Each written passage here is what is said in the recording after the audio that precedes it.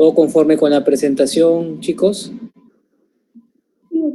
Sí, doctor, sí se ve el PPT. Listo, perfecto. Bueno, vamos a comenzar. Como les comentaba, soy el doctor Mati Corena, soy cirujano ortopédico y traumatólogo. Trabajo en dos hospitales, en el Hospital del Callao, del Carrión, y el Hospital Alberto Barton del Callao de Salud. Chicos, esta es una clase que vamos a revisar algunos conceptos médicos, algunos conceptos de la especialidad también de cirugía cardiovascular y ver dónde es que entramos los traumatólogos en este tipo de patologías isquémicas en los miembros inferiores. Si bien es cierto, no somos los que abordamos, los que manejamos desde un inicio a estos pacientes, pero sí somos parte importante y sobre todo en cuanto al desenlace de estos pacientes que sufren isquemias en los miembros inferiores. Quería comenzar esta presentación haciéndoles mencionar la definición según los términos MESH de PubMed de lo que es isquemia. Como ustedes recordarán, esto lo deben haber visto en sus cursos de medicina, la isquemia es la hipoperfusión sanguínea de un órgano o un tejido causada por la constricción patológica de los vasos sanguíneos o la ausencia también de la total circulación. ¿Y por qué hay que definir esto? Es importante que nosotros nos pongamos en varios escenarios y justamente quiero revisar con ustedes casos prácticos. Les voy a mencionar algunos casos clínicos que los vamos a tener de idea y al final vamos a resolverlos brevemente.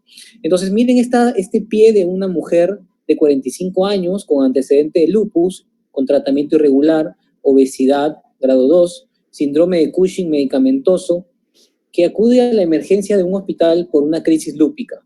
Esta paciente tiene un tiempo de enfermedad de 25 días con una úlcera necrótica en el pie derecho. Como ustedes pueden ver, esta úlcera abarca desde prácticamente la región del tobillo, todo el dorso y el antepié, teniendo áreas de necrosis, tanto en los dedos como en la cara plantar, como úlceras sucias, le decimos sucias porque tienen tejido blando, tienen tejido blanquecino, fibrinoide acá adentro, que eso es tejido desvitalizado. Entonces, toda esta capa superficial que ustedes ven acá es prácticamente piel muerta.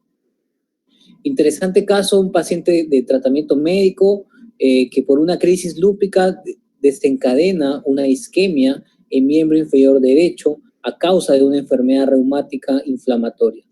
Este es otro caso que es totalmente diferente, es el caso de un varón de 72 años, diabético, hipertenso no controlado, con 3 meses de una lesión ulcerativa en el talón. Como ustedes pueden ver acá, esta es una úlcera ya más definida, donde podemos apreciar exposición ósea, tejido blanquecino, desvitalizado, fibrina en el hueso, ¿ok? Podemos ver en la radiografía algunos signos de esclerosis y de osteomielitis, también, claro está, por contigüidad. Esta es una osteomielitis por contigüidad. Asimismo, si somos más minuciosos, fuera de la úlcera en el talón, podemos ver que la piel tiene cambios tróficos. ¿Qué le decimos cambios tróficos? Pues le decimos aquellos cambios isquémicos crónicos que tiene un paciente por diversas patologías que ya lo vamos a mencionar. Entonces es una piel oscurecida, es una piel fina, muchas veces acartonada, que nos hace pensar de que la vascularidad en esta región, en este segmento corporal, no es la adecuada. Tenemos otro caso que me tocó operar el día de ayer en el hospital. Este es un paciente varón también añoso de 82 años, insuficiencia arterial crónica como antecedente, diabético, fumador, hipertenso. Entonces, nos interconsultan a los traumatólogos porque el paciente presenta cambios de coloración violácea a nivel de la mano, muñeca, como ustedes pueden ver acá, la piel algo, se sentía en ese momento un poco fina, cambios de coloración violácea. Tenemos este examen que quiero mostrarles acá.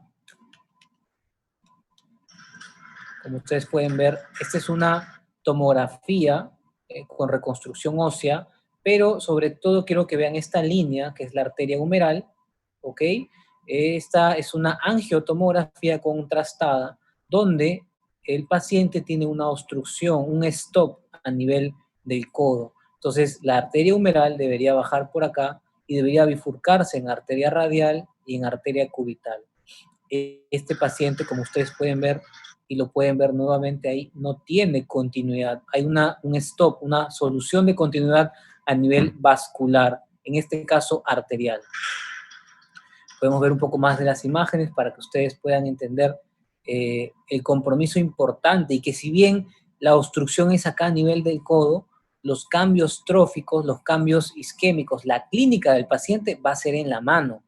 Entonces uno podría decir, ya bueno, la mano ya no está vascularizada, pero el antebrazo, lamentablemente este paciente no tenía buena circulación colateral y terminó en esto, en una amputación a nivel supracondilar del húmero, como pueden ver acá, donde podríamos nosotros garantizar un buen flujo sanguíneo.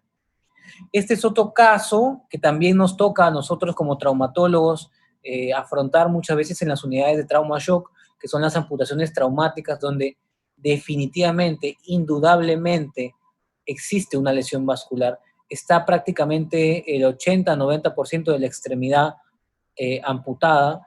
Este es un paciente varón de 39 años que llegó al Hospital Carrión, se desconocen antecedentes, fue traído por bomberos, probablemente lo atropelló un camión de carga pesada, fue encontrado en la vía pública con una amputación traumática del miembro inferior derecho. Definitivamente el enfoque de este paciente, ya hubo una clase al respecto la primera semana, atracciones de miembros inferiores, es totalmente diferente al de un paciente con cambios crónicos, ¿no? Y bueno, para terminar este último casito, en cuanto a lo que es la pandemia COVID, es un paciente de 64 años, diabético hipertenso, que ingresa en trauma shock por insuficiencia respiratoria, paciente con diagnóstico de COVID confirmado, presenta una crisis inflamatoria compleja y cambios de coloración, úlceras, flictenas en la extremidad inferior. Entonces, este paciente tiene también compromiso vascular, como ustedes pueden ver acá, tiene una lesión, una obstrucción, un trombo que causa una estenosis del 62% del total. Entonces, chicos, esos casos clínicos son a modo de introducción. Voy a desarrollar el tema de isquemias crónicas y a lo largo de la exposición vamos a retomar uno que otro caso para darle la resolución y ustedes los puedan comprender. El día de hoy vamos a revisar un poco de las generalidades de la enfermedad arterial periférica, que es la principal causante de las isquemias en los miembros inferiores, la etiología y clasificación de los trastornos isquémicos en extremidades. Vamos a reconocer cómo poder diagnosticar de manera oportuna isquemias críticas, sobre todo en miembros inferiores, y cuál es el enfoque de los traumatólogos, del cirujano ortopédico en los diversos escenarios. ¿Ok? Vamos a revisar brevemente también, muy brevemente, los principios quirúrgicos de las amputaciones, porque es el rol principal que tiene el traumatólogo en estas patologías, y algún tipo de complicaciones, prevenciones y tratamiento postoperatorio. Entonces, como yo les mencionaba, chicos, la enfermedad arterial periférica es causante del 90% de amputaciones en las extremidades en el mundo, ¿no? Esta enfermedad es la principal causante de isquemia en extremidades, ¿ok? En segundo lugar, ya tenemos a los que son las amputaciones traumáticas, también existen las causas tumorales y entre otras, ¿no? Afecta a casi el 12% de la población adulta y casi al 30% de los mayores de 70 años. Si pueden fijarse en esta pequeña imagen inferior derecha, ustedes van a darse cuenta que conforme la edad aumenta, a partir de los 75 años, el porcentaje de personas que vamos a tener, y digo vamos, porque esta es una enfermedad terminal de las arterias. Es como hablar de la insuficiencia cardíaca, de la insuficiencia renal, de la gonartrosis severa. Es el estadio final de un órgano, en este caso, las arterias. Hacia los 80 años, ya prácticamente el 30% de personas vamos a tener enfermedad arterial periférica, pero no todos vamos a hacer síntomas, no todos vamos a tener isquemias críticas, no todos vamos a ser asintomáticos. Un paciente amputado por enfermedad arterial periférica tiene el 33% de riesgo de morir en los siguientes años y tiene 4 a 5 veces más riesgo de amputarse la extremidad contralateral. Entonces, todo paciente que llega con esta enfermedad ya severa y que amerita una amputación es un paciente que la morbimortalidad es altísima por todos los problemas médicos que involucran esta patología. Entonces, nos estamos escapando un poco de la traumatología, sí, pero quiero que vean el enfoque global de esta enfermedad. Entonces, como les mencionaba, la aterosclerosis es el principal componente de la fisiopatología de esta enfermedad arterial periférica y es una patología progresiva, depende mucho de los factores de riesgo y de la edad de la persona, y el espectro clínico es muy amplio, ¿no? Como les comenté hace un segundo, tenemos pacientes asintomáticos, aquellos claudicantes, porque la claudicación es el principal síntoma de esta patología, y tenemos aquellos pacientes que van a desarrollar isquemias críticas, y ya lo vamos a explicar con más detalle. Entonces, esta enfermedad se presenta en diferentes formas o estadios, ¿ok? Una isquemia aguda en una extremidad puede ser, por ejemplo, un tromboembolismo arterial en extremidad inferior. Este trombo, ¿de dónde nace? Por ejemplo, de un corazón que fibrila, una fibrilación auricular, o de un trombo mural por un infarto en el ventrículo izquierdo, un infarto agudo de miocardio, una complicación. Estos cuadros son súbitos y hay que saber reconocerlos porque el manejo es en una unidad de cuidados intensivos. El otro cuadro, que es el más frecuente, es la exacerbación aguda de una isquemia crónica, que es el causante más frecuente de esta patología, de la isquemia crónica. Esto es lo que se le dice acute on chronic. Un paciente con cambios crónicos desarrolla un evento agudo. O bien, esta obstrucción que él ya tenía se obstruye mucho más de manera aguda. Y esto es, pues, en pacientes diabéticos, ateroscleróticos, fumadores. En el ámbito de la cirugía vascular existen las isquemias diatrogénicas, que son cuando uno hace procedimientos invasivos y al meterse dentro del canal vascular, pues libera, suelta algunos émbolos y estos producen también isquemias a distancia, ¿no? Obviamente la causa traumática, ya le hemos comentado, no va a ser parte de esta exposición porque ya ha sido vista con anterioridad. ¿Qué otras patologías pueden causar enfermedad vascular periférica? A la cabeza, aterosclerosis, tromboembolismos arteriales, cardioembolismos, enfermedades degenerativas, síndrome de Marfan, síndrome de Ehlers-Danlos, displasias fibromusculares, las arteritis, las vasculitis como Takayasu, poliarteritis, AR, lupus, como nuestra paciente joven, mujer de 45 años, que desarrolló una crisis lúpica con una insuficiencia arterial periférica severa en extremidad inferior, algunas trombofilias también. Entonces, acá tenemos algunas de las etiologías ya menos frecuentes, como les mencionaba. La vasculitis no es un cuadro muy frecuente, pero existe, lo podemos ver. ¿Algo? No te escucho muy bien.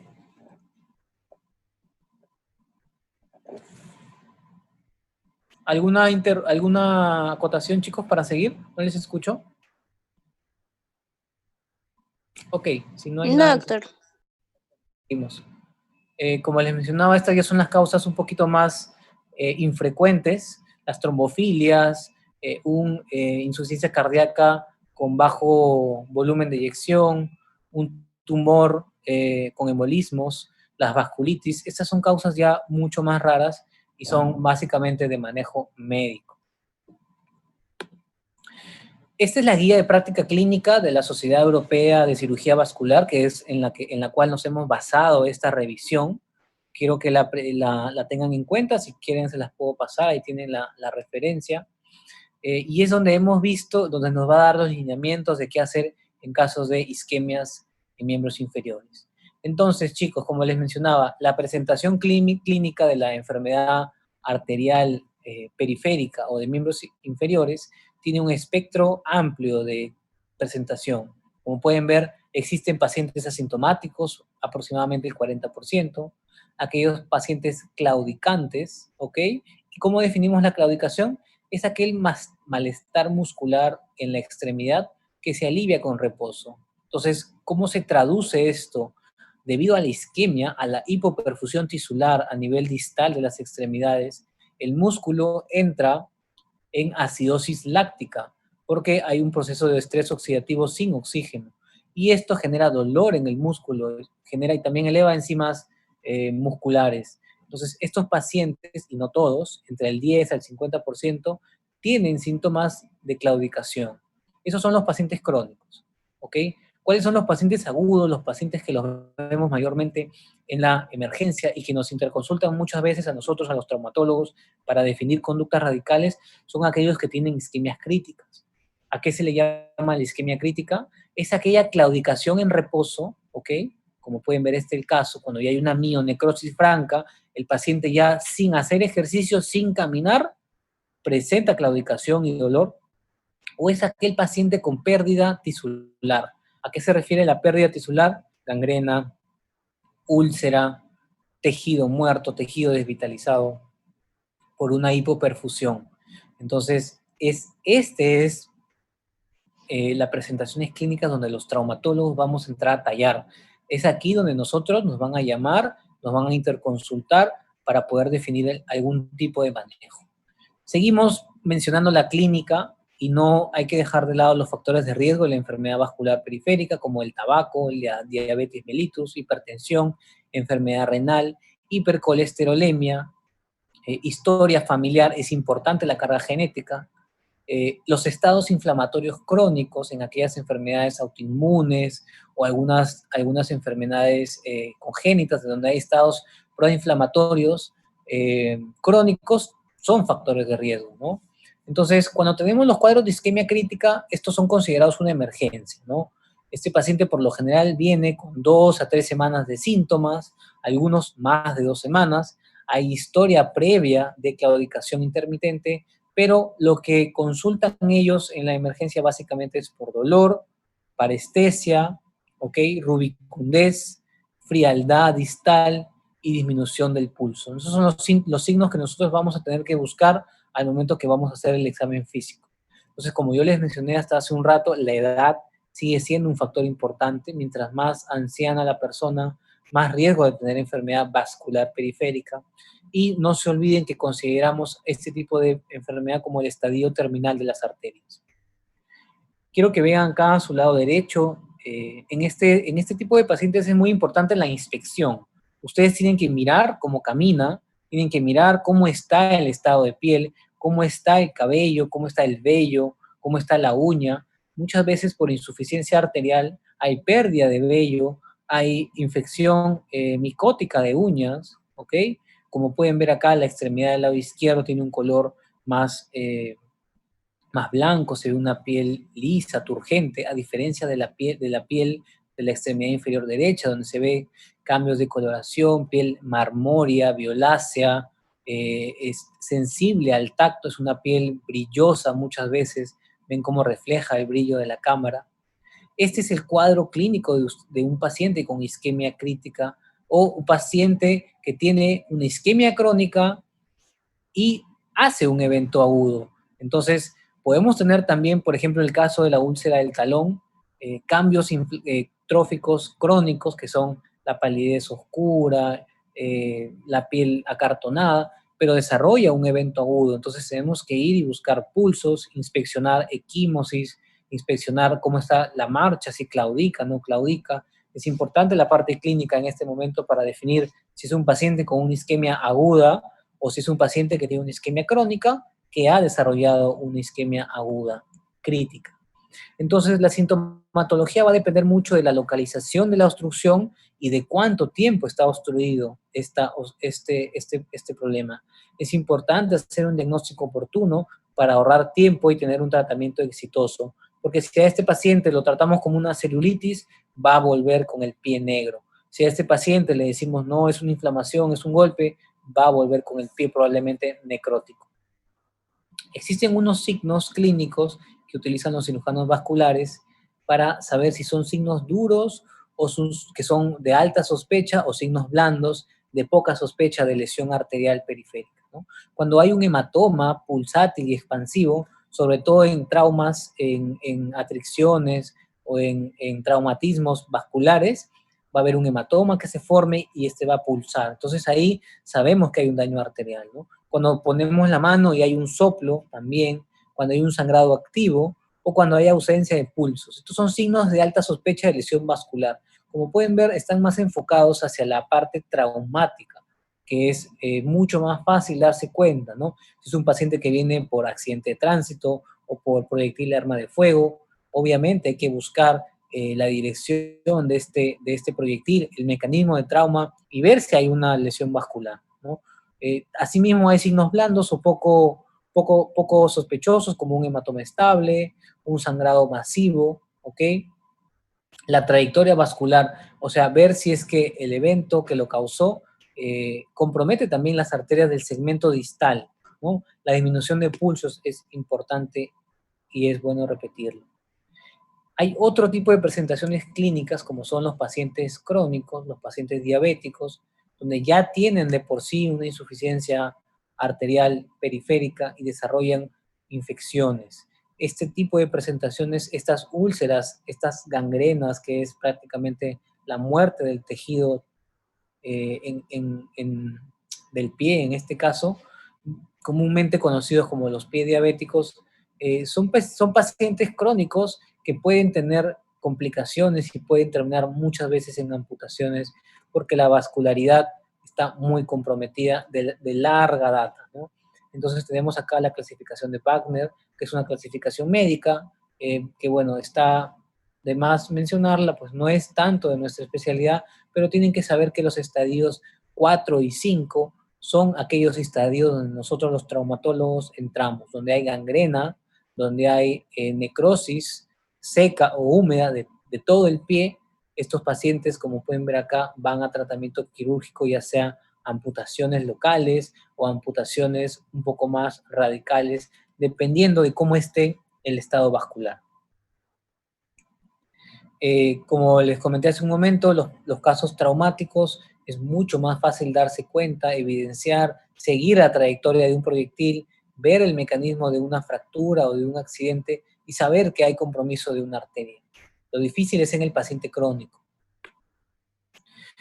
Para eso, ¿de qué nos ayudamos? Existe en esta guía, nos menciona la clasificación de Rutherford, que es una clasificación muy antigua, ¿ok? Que nos va a categorizar las isquemias agudas en las extremidades. Se basa básicamente en tres: 1, 2A, 2B y 3. La tipo 1 de la clasificación de Rutherford, tenemos una extremidad viable, no hay deterioro sensitivo motor, el paciente tiene sensibilidad y movilidad conservada, y al Doppler tenemos audible el ruido venoso y el ruido arterial. Las tipo 2 ya tenemos amenazas y riesgos, y la tipo 3 ya estamos hablando de isquemia irreversibles, donde ya hay afectación de la sensibilidad, hay afectación del área motora y tenemos necrosis cutánea. Aquí el Doppler va a ser negativo para oír ruidos. En el estadio intermedio, en el estadio tipo 2A y tipo 2B, ok, ya va a depender mucho de lo que es los estudios vasculares para ampliar y nos van a ayudar a saber discernir qué tipo de amenaza tenemos acá. O si es una amenaza marginal, con una leve alteración sensitiva y motora, o si ya es un riesgo inminente que amerita hacer un procedimiento invasivo para mejorar la circulación periférica, donde ya hay alteración moderada, sensitiva y motora. ¿Ok? Entonces, ¿cómo ustedes pueden reconocer fácilmente las isquemias y miembros inferiores? Fácil. Sobre todo las crónicas, ¿no? Porque ya hemos visto que las traumáticas son un poco más guiables en el momento. Uno puede, con una historia clínica breve, saber en un paciente que ha tenido una amputación traumática qué segmentos se van a comprometer. Pero en un paciente crónico, no.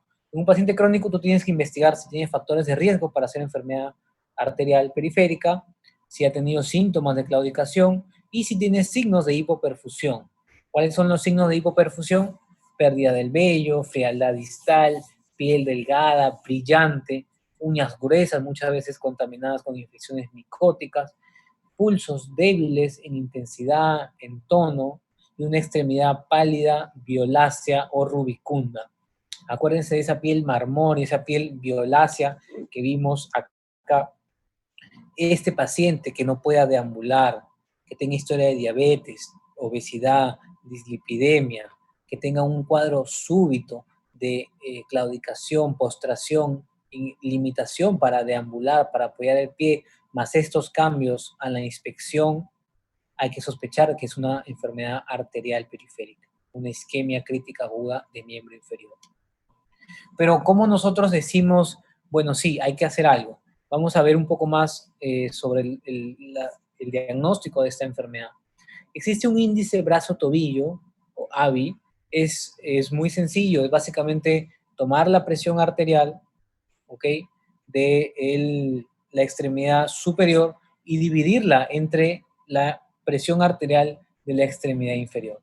Si la relación entre estas dos tomas de presión es más de 1, quiere decir que la presión arriba está igual a abajo. ¿Por qué se toma como referencia el miembro superior, el tobillo, perdón, el brazo?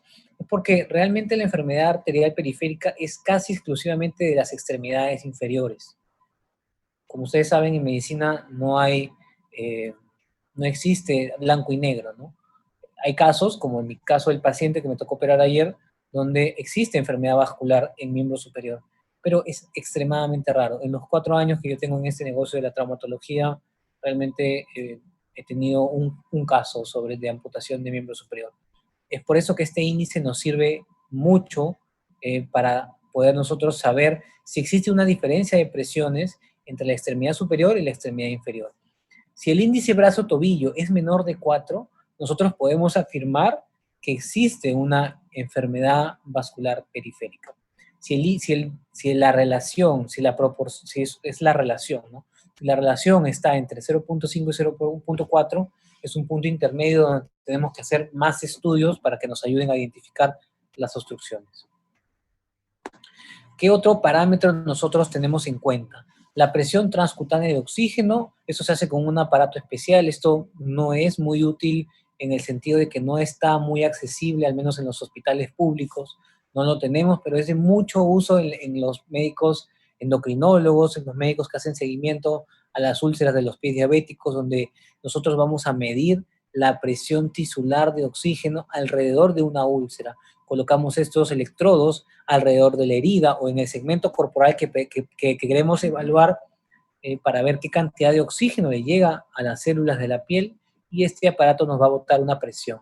Si la presión es menor de 30 a 40, eso quiere decir que hay poca perfusión de oxígeno tisular a ese nivel y que hay que tomar otras medidas al respecto. Existen también algunos marcadores de enfermedad vascular como es la albúmina menos de 3 y los linfocitos totales menos de 3. Pero definitivamente esta es una patología que amerita estudio de imágenes. Las imágenes nos van a ayudar muchísimo y tenemos bastantes opciones en este caso. Por ejemplo, ¿cuál es la prueba de oro y gol estándar para diagnosticar enfermedad arterial periférica? La angiografía con sustracción. Como pueden ver acá, ¿a qué se refiere sustracción? Es que simplemente sustraen el tejido óseo y las partes blandas para ver las ramas arteriales. Como pueden ver acá, esta es una extremidad inferior, estamos en la zona femoral previa al ingreso a la región poplitea, y nosotros deberíamos ver acá la bifurcación de la arteria poplitea en tibiales anterior y posterior, pero no la vemos, vemos un stop acá. ¿Y qué es lo que vemos que llama la atención bastante? Estas arterias tortuosas alrededor de la obstrucción que es la circulación colateral o arterias colaterales, ¿ok? Lo interesante de esta prueba es que nos permite evaluar de manera, diríamos, con una sensibilidad casi del 99%, no se nos va a escapar una obstrucción en este tipo de exámenes. Acuérdense, la angiografía con sustracción se utiliza medio de contraste, no se puede utilizar en personas alérgicas al yodo, por ejemplo, ¿no? Y ese es el caso de un paciente con una obstrucción de manera crónica, que tiene esta circulación colateral, diferente el caso de una obstrucción aguda, como es el caso de una fractura, y es donde nosotros tenemos mucho que ver, porque a nosotros nos llega la fractura. Le hacen una angiografía y vemos un stop básicamente al mismo nivel de esta patología crónica, pero dado por el foco de fractura. El hueso fracturado lesionó la arteria femoral en su ingreso a la región poplitea y provocó un stop a nivel de la extremidad distal de la pierna. Complicación severa, grave de una fractura que tiene que ser manejada como una emergencia por el servicio de cirugía vascular en conjunto con los traumatólogos. Acuérdense, gol estándar, angiografía con sustracción.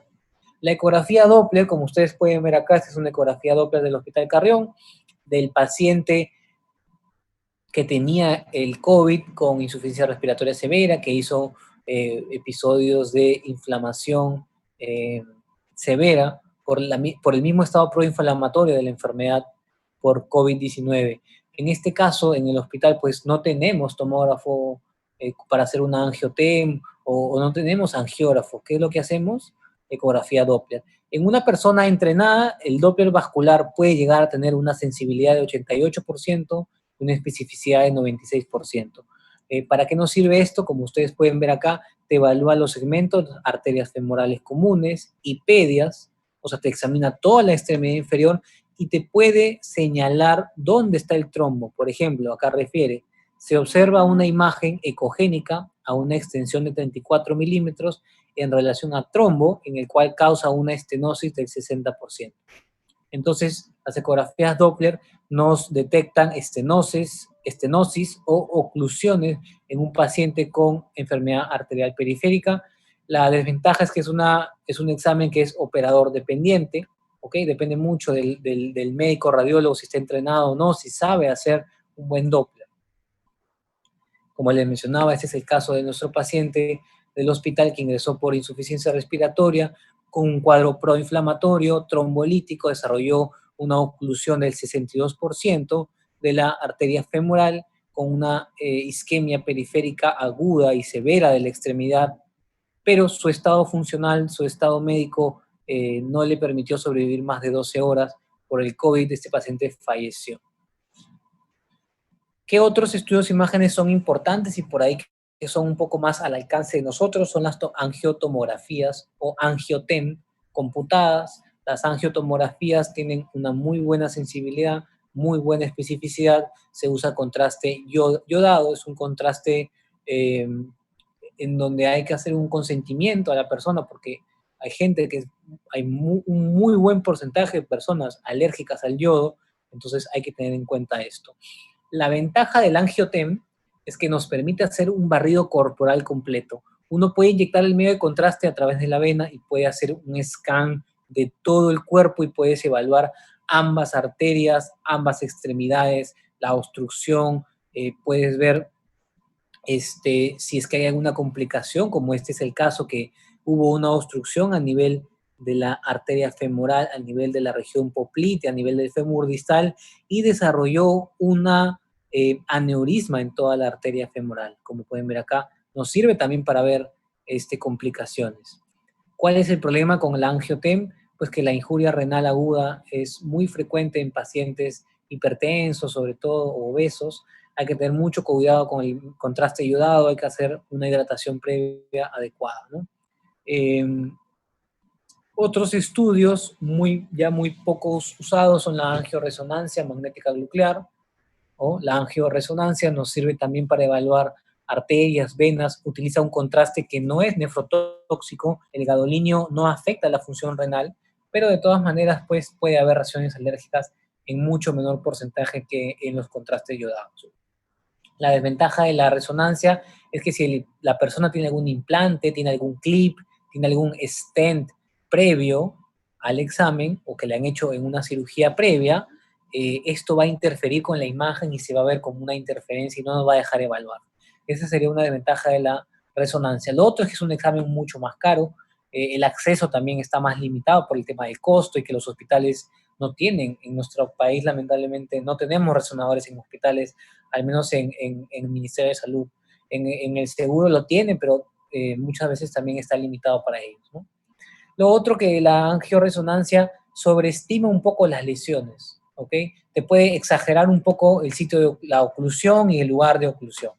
Entonces, ¿con qué examen me quedo yo? Pues con la angiotomografía, hay que valorar costo-beneficio, hay que valorar si es un paciente renal, pero es un examen que tranquilamente cualquier médico especialista que no es radiólogo puede interpretar, sobre todo los traumatólogos, los cirujanos vasculares, que estamos mezclados con esta área, podemos leer las imágenes sin ser radiólogo, ¿no? Porque te pinta la anatomía del cuerpo y puedes hacer un barrido corporal completo. A diferencia de la ecografía Doppler, que depende de una persona, de un ecografista que te haga un informe bueno y adecuado. Existen algunos exámenes de laboratorio, pero realmente la ayuda diagnóstica está muy limitada, ¿no? Marcadores de daño muscular, como es la mioglobina, se puede elevar en ese tipo de pacientes de manera aguda, la CPK también. Entonces, ¿Qué es lo que se ha visto? Que aquellos pacientes que elevan estos tipos de marcadores como la CPK o la mioglobina tienen mayor riesgo de ser enfermedad severa. Eso nos habla más que todo que tienen ya más tiempo haciendo isquemia o mionecrosis y eso los va a llevar a un desenlace más radical, como este es el dato en la diapositiva. Entonces, chicos, ¿qué opciones de tratamiento tenemos para ese tipo de pacientes? Quiero que se graben en la cabeza que este es un problema médico, es un problema que tiene que ser visto por un servicio de medicina de emergencia, sobre todo cuando existen las isquemias agudas, ya sea la claudicación en reposo o la herida, la gangrena en piel. Esto es un manejo de emergencia, hay que instalar tratamiento médico, analgésico, anticoagulación, idealmente la heparina, ¿ok? Reducir el embolismo o la propagación del coágulo, si es un infarto agudo, si es una fibrilación auricular. La posición anti-Trendelenburg, que es con los pies hacia el piso y la cabeza hacia el techo, nos va a ayudar, entre comillas, a mejorar la circulación. La hidratación es importante para aumentar el volumen y en algunos casos el oxígeno, porque si damos más oxígeno, por ahí que podríamos tener mayor concentración de oxígeno en sangre para poder distribuirlo a los tejidos poco vascularizados. Lo que hay que hacer también es definir si esa extremidad comprometida se puede salvar o no. Y es acá donde entra la evaluación del cirujano cardiovascular. ¿Ok? Él tiene algunas opciones en lo que es revascularizar la extremidad. Puede ser una revascularización abierta, que implica hacer un corte, hacer un bypass de la arteria para proveerle el flujo sanguíneo, o una angioplastía, que son ya los procedimientos endovasculares, donde ingresan por dentro de la arteria y colocan ya sea espaciadores, balones o stents. ¿Cuál es el enfoque del cirujano ortopédico en esta patología isquémica de miembros inferiores? Nosotros, ¿cómo valoramos un paciente? Sencillo, en dos puntos. Hacemos un estudio funcional. A nivel, medimos las presiones del brazo y del tobillo, hacemos el índice tobillo. Si sabemos de que este paciente tiene un ABI menor de 0.4, sabemos que la diferencia de presiones es casi del 40%, es un paciente que tiene ya un diagnóstico de una enfermedad arterial periférica. Si a esto le sumamos un estudio anatómico, nosotros podemos visualizar por medio de una angiotem si hay una obstrucción importante, si no hay colaterales que nos puedan suplir el riesgo sanguíneo. Asimismo, como puede ser un angiotem, puede ser un Doppler por un informe como el que les mostré de un cirujano, de un radiólogo, perdón, o una angiografía. Entonces, con estos dos estudios nosotros ya valoramos, con la opinión del cirujano vascular, si el paciente tiene chance de ser revascularizable o si este paciente ya se da por perdida la extremidad, ya sea por el tiempo o ya sea por el gran compromiso extenso y la obstrucción extensa, como vimos en el paciente de la obstrucción de la arteria humeral en el caso número 3. Entonces, cuando es un paciente revascularizable, este paciente tiene que ser sometido de manera urgente por el servicio de cirugía de tórax y cardiovascular para realizar los procedimientos, ya sea abierto o endovascular. Pero si el paciente ya no tiene chance revascularizable, si es un paciente ya en los últimos días de su vida, complicado, con enfermedades encima, que lo que uno quiere es darle calidad de vida en vez de darle la posibilidad de una cirugía reparadora, que tiene muchas chances de fallar también, porque las cirugías vasculares no es que te van a aliviar el problema, sí o sí. Entonces ya se puede optar por una amputación, por un tratamiento radical, y es aquí donde nuevamente entra el cirujano ortopédico. Entonces, ¿qué onda con las amputaciones? Chicos, las amputaciones es uno de los procedimientos quirúrgicos más antiguos en la historia de la humanidad, ¿ok? Existen datos jeroglíficos en los papiros egipcios donde ya realizaban miles de años antes de Cristo las amputaciones. Asimismo, Ambrose Paré, considerado uno de los padres de la cirugía, contribuyó al desarrollo de pinzas hemostáticas y de técnicas para tener más éxito en las amputaciones. Porque en la edad media, en los años 1500, 1600, todo aquel paciente que se amputaba, la gran mayoría fallecía. ¿Y por qué? Ya no por el problema que tenía, por el cual causó la amputación, sino porque se utilizaban técnicas no asépticas de cuidado de heridas, se cauterizaba el muñón operatorio con aceite hirviendo y esto, al contrario, quemaba, inflamaba la piel y la hacía más propensa a infecciones. Entonces, todos estos conceptos de la cirugía, de amputaciones, de cirugías radicales, han ido cambiando con el tiempo y el punto de corte ha sido este cirujano francés, Ambroise Paré, donde determinó ciertos parámetros para la asepsia, antisepsia y tipo de ligadura, hemostasia, pinzas hemostáticas, con lo cual cambió notablemente la sobrevida de los pacientes amputados, ¿ok? Entonces, antiguamente se hacían amputaciones primitivas, sin anestesia, paciente despierto y hemostasia con aceite hirviendo. Resultado, paciente fallecía por otras complicaciones propias de la cirugía. Ambroise Paré, este cirujano militar francés, ya desarrolló los clamps, las ligaduras, las pinzas hemostáticas, ¿ok? Morel, en el 1867, emplea el torniquete, que es un medio de interrupción sanguínea para uno poder ejercer la cirugía con mayor tranquilidad, y Lord Lister en el 67 introduce la técnica de asepsia y antisepsia. Asimismo, ya en el siglo XIX, con la anestesia general, el cloroformo y el éter, uno podía desarrollar una cirugía con mucha más tranquilidad. A partir de los años de 1940, en el siglo pasado, a raíz de las guerras mundiales y con la cantidad de personas por amputaciones traumáticas que hubieron como secuela de estas guerras, ya la rehabilitación y en general la ortopedia y la rehabilitación física le dio un rol importante a las amputaciones y sobre todo al estudio y al desarrollo de prótesis y de implantes para aquellos pacientes que eran amputados, ¿no? Entonces, como a medio de introducción de la historia, porque me parece muy importante saber cómo fue la evolución de esto, ya podemos determinar los principios quirúrgicos de amputaciones a la fecha, a la actualidad.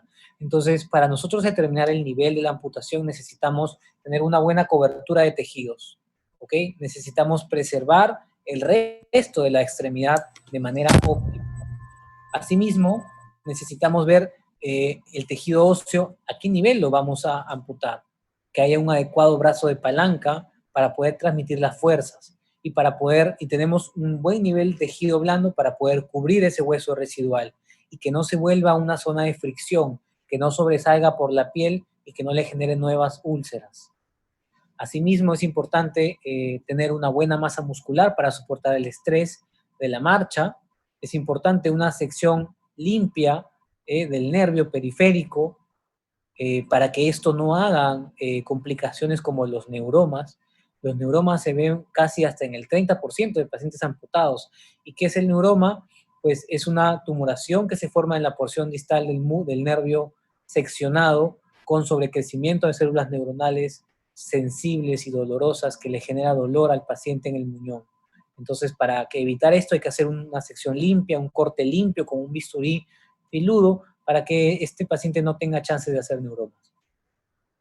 Asimismo, es importante ligar el paquete vascular de manera oportuna con suturas no absorbibles de tipo de grosor número 1 o número 2. Entonces, ¿qué tipo de amputación es la que realizamos los traumatólogos con mayor frecuencia? La amputación transfemoral o supracondilia es la que realizamos con mayor frecuencia porque es la que se da en los pacientes con enfermedad vascular periférica crónica, pacientes diabéticos, hipertensos, que tienen obstrucciones severas desde la rodilla hacia abajo. Como pueden ver acá, hay la ligadura, el compromiso, el manejo adecuado de los tejidos blandos del compartimento anterior, posterior, medio y lateral, y este es el resultado del muñón. Otra de las amputaciones que hacemos nosotros, en segundo lugar, serían las amputaciones transtibiales o infracondilias. Este es un caso que me tocó operar en el Hospital Carrión, donde le hicimos un puente óseo, como pueden ver acá, entre la tibia y el peroné, para darle un soporte óseo más fuerte a la articulación.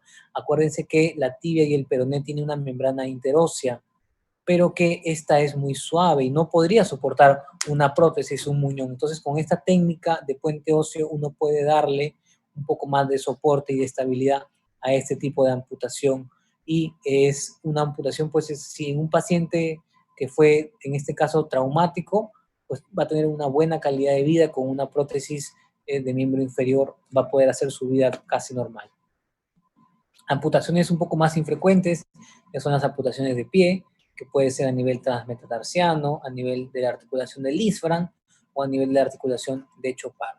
Otras mucho más raras que yo personalmente nunca he desarrollado, la amputación en CIME, que la podíamos ver en casos de pacientes con lesiones traumáticas, no tanto aquellos en isquemias crónicas de miembros inferiores.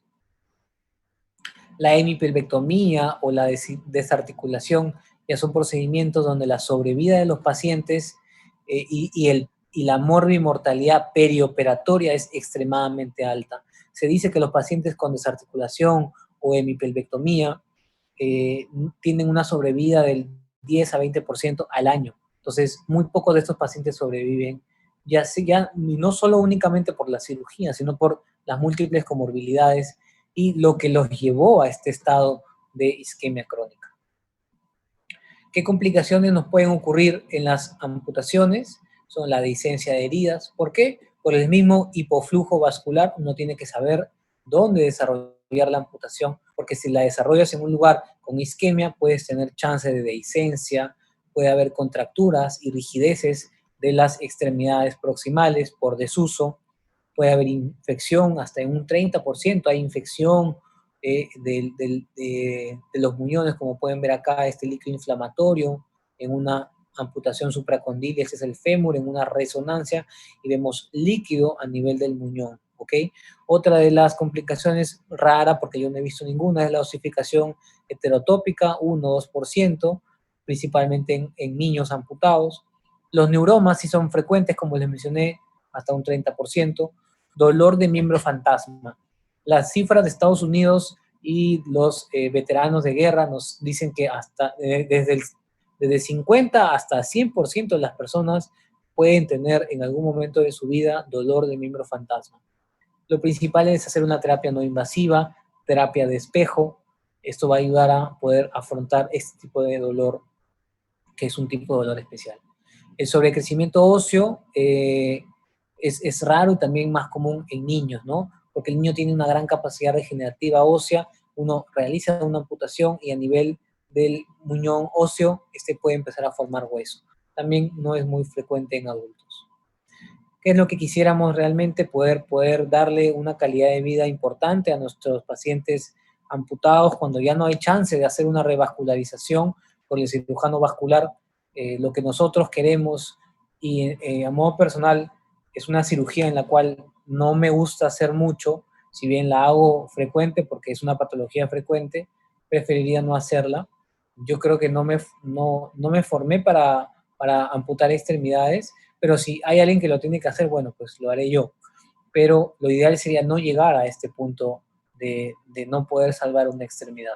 Lo que más queremos los cirujanos traumatólogos es salvar la extremidad, recuperarle la función, rehabilitar a la persona con una afección en una extremidad. Para esto, ¿qué es lo que hay que hacer? Pues controlar las enfermedades médicas. Esto es una patología médica, esto lo tiene que manejar un médico internista, un médico de familia, tiene que hacer un adecuado manejo de las comorbilidades del paciente. El cigarro, detenerlo, dejarlo, definitivamente es un factor importante también de falla en estos pacientes. Y lo que se ha visto que mejora notablemente la enfermedad vascular periférica es el ejercicio y la rehabilitación. Incluso en esta guía lo mencionan con evidencia nivel A, el ejercicio supervisado, caminatas, puede ser en una faja o puede ser al aire libre, al menos 3 veces a la semana, entre 30 y 40 minutos, mejora notablemente la función arterial periférica en las personas con isquemias crónicas. El plan casero, si bien también es bueno, pero si es supervisado, va a ser mucho mejor. ¿Y por qué es importante el ejercicio, chicos? El ejercicio mejora el metabolismo oxidativo mitocondrial a nivel del músculo periférico, va a promover la vasculogénesis, va a promocionar la aparición de factores de angiogénesis y esto va a permitir una mejor irrigación de la extremidad, asimismo va a mejorar el patrón de la marcha. Entonces, chicos, ya para terminar, volviendo a los casitos, este es un paciente, mi paciente mujer, que hicimos una junta médica con el cirujano vascular, con el reumatólogo, con el internista, porque era una paciente joven, ¿no? Y lo que menos queríamos nosotros era amputarla, pero tenía prácticamente unas 20 o 25 días de enfermedad con una isquemia crítica ya instaurada en este miembro inferior. Me hubiese podido enseñarle la angiotomografía, pero no la tuve a la mano, no la pude rescatar. Era un paciente que tenía una obstrucción a nivel de la arteria tibial anterior y posterior, entonces, por lo cual en la junta médica se acordó hacer una amputación a nivel de la tibia, una transtibial, lo más baja posible, más o menos en el tercio medio de la pierna, para pues darle a esta paciente una calidad de vida, que se consiga una prótesis y que pueda recuperar su vida normal. Pero ¿cuál es lo más importante en ella? Pues darle un tratamiento médico adecuado, controlar su enfermedad de fondo, que es el lupus, para que no vuelva a desarrollar ese tipo de isquemias críticas. Este otro paciente, que es un cuadro muy similar, con una isquemia crónica ya instaurada, donde tiene mucha hipoperfusión a nivel distal, donde el antibiótico no llega a través de la arteria y se ha producido ya una osteomielitis, una infección por contigüidad. En este tipo de pacientes a veces uno tiene que ser agresivo, no tanto por la vascularidad, sino por la infección no controlada. En este caso, este paciente terminó en una amputación parcial del calcáneo para erradicar el foco infeccioso, porque acuérdense que la osteomielitis rara vez la podemos manejar de manera médica, hay que hacer un procedimiento quirúrgico, se tuvo que resecar todo el calcáneo que estaba contaminado. Asimismo, como les mencioné al comienzo, este caso raro de una isquemia en miembro superior terminó también pues en una amputación transhumeral. Esta cirugía la realicé el día de ayer en el Hospital Barton, un paciente ya de edad con múltiples patologías, fumador y con un desenlace radical y fatal para su extremidad. Pues este otro paciente ya está de más decirles que es un caso traumático donde prácticamente la extremidad distal se perdió hasta por encima de la rodilla, se tuvo que hacer una amputación por encima de la rodilla. Y este otro caso con el paciente con COVID, que desarrolló también un tromboembolismo a nivel de la arteria femoral, también pues tuvo el desenlace fatal, pero ya por la causa respiratoria. Bueno, chicos, eso ha sido todo. Espero que les haya parecido interesante la charla. Como les dije al comienzo, no es una charla netamente de la especialidad de traumatología, tiene mucho que ver con el área de medicina y el área de cirugía vascular, pero les quería dar el enfoque de nuestra especialidad. ¿Tienen alguna pregunta, alguna duda